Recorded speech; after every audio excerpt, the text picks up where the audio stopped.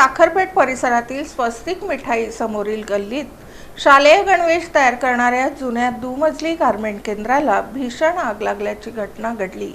सोलापुरातील साखरपेठ परिसरातील स्वस्तिक मिठाई समोरील गल्लीत मंगळवारी सायंकाळी सुमारे 6:30 वाजण्याच्या सुमारास शालेय गणवेश तयार करणाऱ्या जुन्या दुमजली गारमेंट केंद्राला भीषण आग लागल्याची घटना घडली।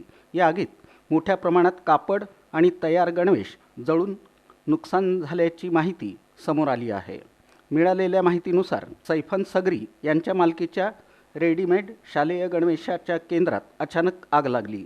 परिसरातील नागरिकांनी धूर आणि ज्वाळा दिसताच तात्काळ अग्निशमन विभागाला कळवलं। रविवार पेठेतील मुख्य अग्निशमन केंद्र हे जवळ असल्यामुळे अग्निशमन दलाच्या 2 बंबांनी तातडीनं घटनास्थळी धाव घेतली। मात्र गल्लीत अरुंद रस्ता असल्यानं अग्निशमन दलाच्या गाड्यांना थेट आगीच्या ठिकाणी पोहोचता आलं नाही। त्यामुळं सुमारे 100 ते 150 मीटर अंतरावर गाड्या उभ्या करून अग्निशामक कर्मचाऱ्यांना पाईपच्या सहाय्यानं आतमध्ये प्रवेश करून पाण्याचा मारा करावा लागला। गारमेंटमध्ये मोठ्या प्रमाणावर कापडसाठा असल्यानं आगीनं काही वेळातच तीव्र रूप धारण केलं।